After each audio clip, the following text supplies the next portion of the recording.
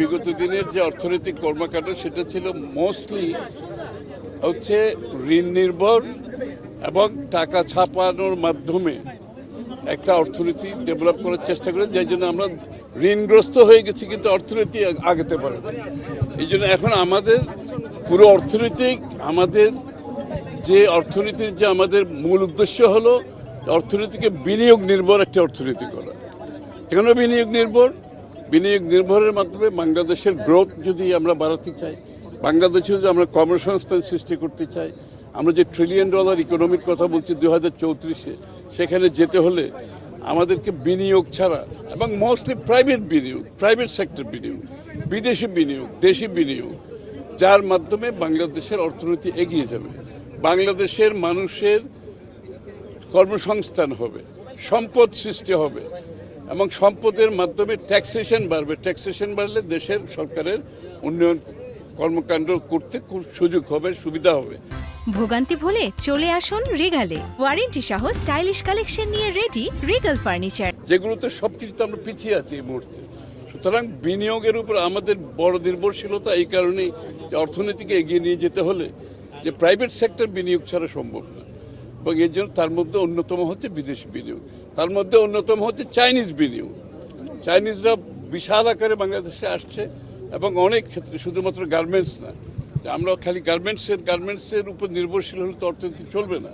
এখানে ডাইভার্সিফাইড, যে আপনারা শুনেছেন যে মেডিকেল ইকুইপমেন্ট থেকে শুরু করে সেলফোন থেকে শুরু করে সব কিছুর বিনিয়োগ এখানে হচ্ছে, এবং এই ডাইভার্সিটি আমাদের দরকার, এই নলেজ আমাদের দরকার, এই টেকনোলজি ট্রান্সফার আমাদের দরকার। এবং এর ফলে যে এখানে বিশাল কর্মসংস্থান হতে যাচ্ছে, এই এলাকায় 1 লক্ষ লোক চাকরি করবে, এটা তো বড় কথা না। এর সাথে সাথে এই অঞ্চলের অর্থনীতিতে যে প্রাণ চাঞ্চল্যতা আসবে, এখানে সাপ্লাইয়ার আসবে, সাপ্লাই চেন ইমপ্রুভমেন্ট হবে, এখানে টেকনোলজি ট্রান্সফার হবে। সুতরাং সার্বিকভাবে বাংলাদেশের আমরা যে প্রোগ্রাম দিয়েছি, 5 বছর পরে বাংলাদেশের অর্থনীতি যেখানে দাঁড়াবে, আমরা ধরেন 8%-এর উপরে আমরা গ্রোথের কথা বলেছি, আমরা ইনফ্লেশনটা কমিয়ে আনার কথা বলেছি, $1 ট্রিলিয়ন ইকোনমির কথা বলেছি।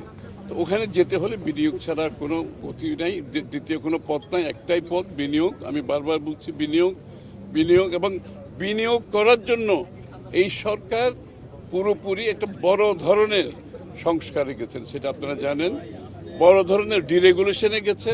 এবং আমরা বিনিয়োগকে স্বাগত জানানোর জন্য বাংলাদেশের আইন কানুন পরিবর্তন থেকে শুরু করে, রুলস অ্যান্ড রেগুলেশন থেকে শুরু করে সব কিছুর বড় ধরনের পরিবর্তন নিয়ে আসছে।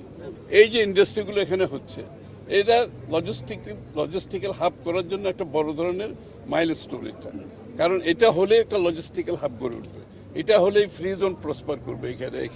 সুতরাং সব কিছু মিলিয়ে আমরা যেদিকে যাচ্ছি ইনশাআল্লাহ বিনিয়োগে, এটা শুধু চাইনিজ জোন না, আমরা বিভিন্ন জায়গায় বিভিন্ন দেশ থেকে আমরা যে ইন্টারেস্ট পাচ্ছি, physical foreign direct investment, local investment এবং ক্যাপিটাল মার্কেটে আমরা বড় ধরনের ইন্টারেস্ট পাচ্ছি, যে ফরেন ফান্ড ম্যানেজাররা আসতেছে। চায়নাকে আমন্ত্রণ জানাচ্ছেন আজকে, এবং আমি চাইনিজদের বলেছি একদিকে এফডিআই আসবে, অন্যদিকে চাইনিজ ফাইন্যান্সিয়াল সেক্টর এগিয়ে আসবে। আমি আশা করি তারা এখানে বিনিয়োগ করবে, তারা এখানে আমাদের টেকনিক্যাল অ্যাসিস্ট্যান্স ডেভেলপ করার জন্য, স্কিল ডেভেলপমেন্টের জন্য তারা টেকনিক্যাল ফ্যাসিলিটিস ডেভেলপ করবে, এবং তারা এখানে স্ট্র্যাটেজিক ইনভেস্টমেন্ট করবে। সাধারণ ইনভেস্টমেন্টের সাথে সাথে কতগুলো হাই এন্ডের ইনভেস্টমেন্ট আছে।